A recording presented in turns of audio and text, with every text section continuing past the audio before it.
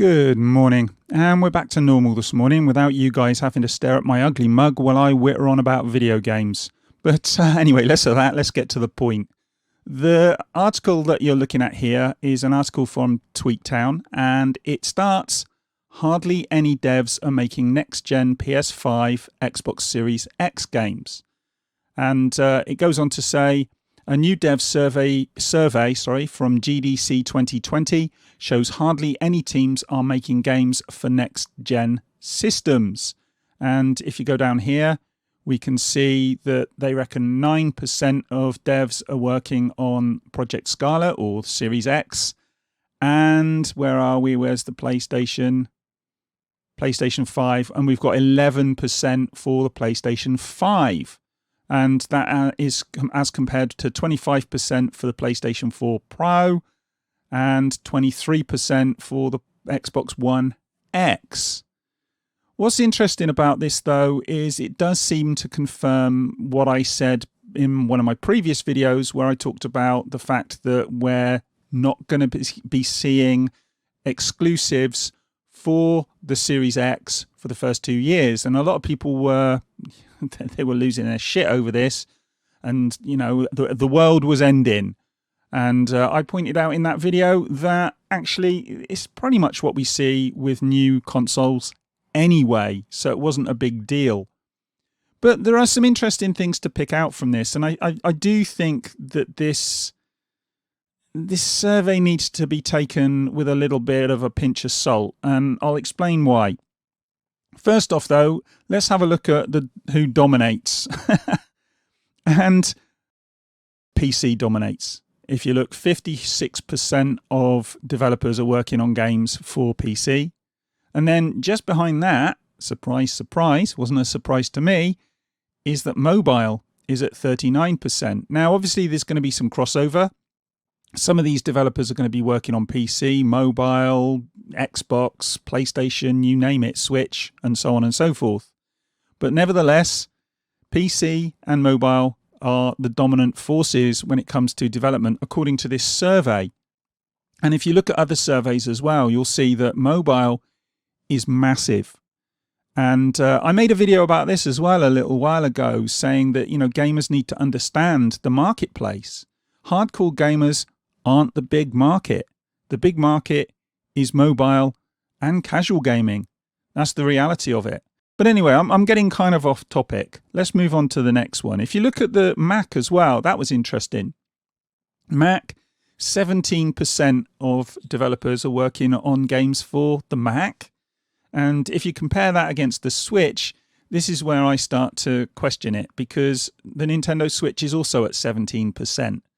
And if anyone is trying to tell me that we've got as many games coming onto the Mac as we have onto the Nintendo Switch, yeah, I think you're living in cloud cuckoo land. The Switch is already close to, if not already overtaken, the Xbox in terms of sales.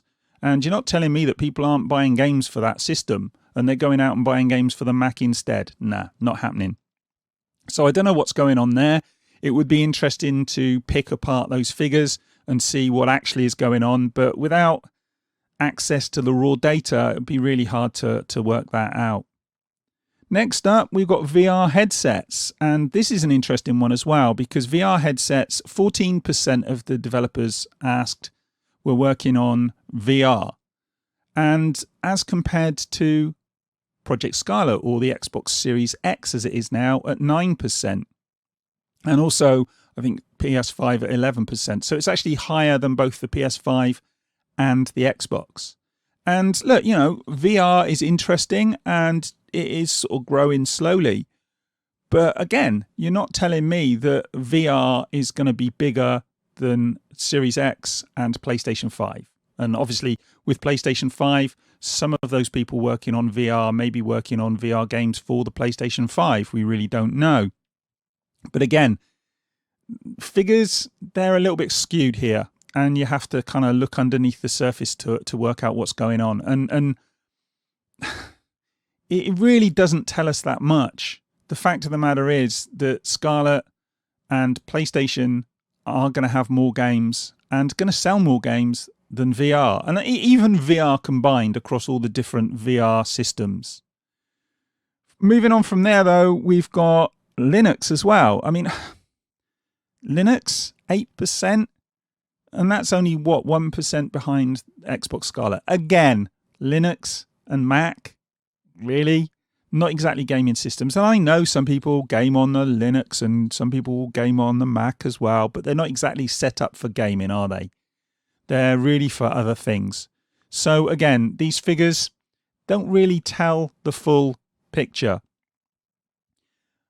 After this, though, we get into Project xCloud versus Stadia. And again, and I know I keep repeating this, but Project xCloud, only, was it 3% of developers apparently are working on games for Project xCloud versus 6% for Stadia.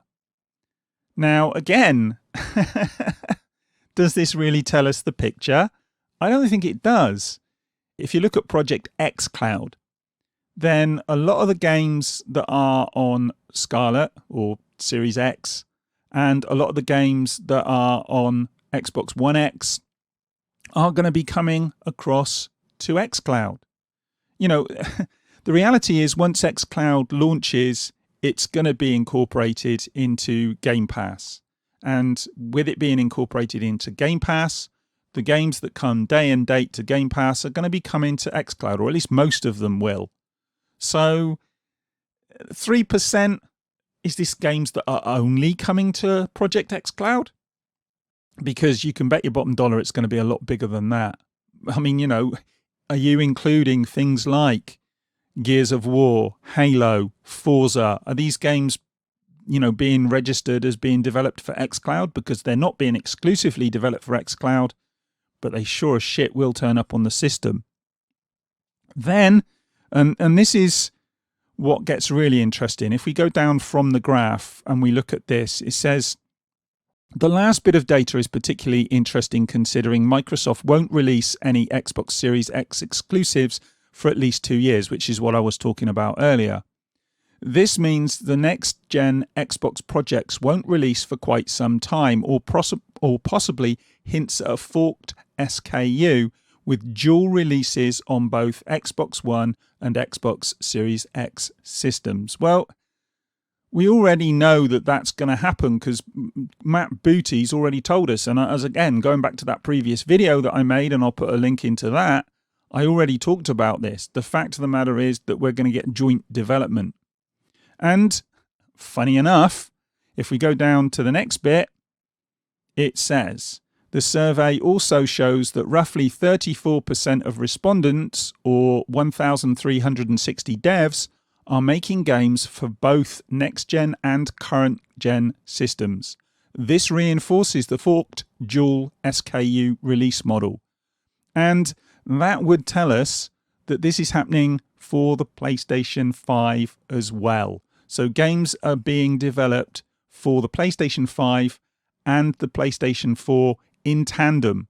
And again, I know I keep repeating myself, but I said this in my previous video about this.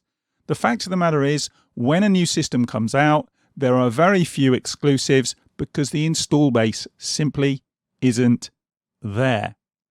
So anyway, look, I just wanted to talk about this. I think this is an interesting survey.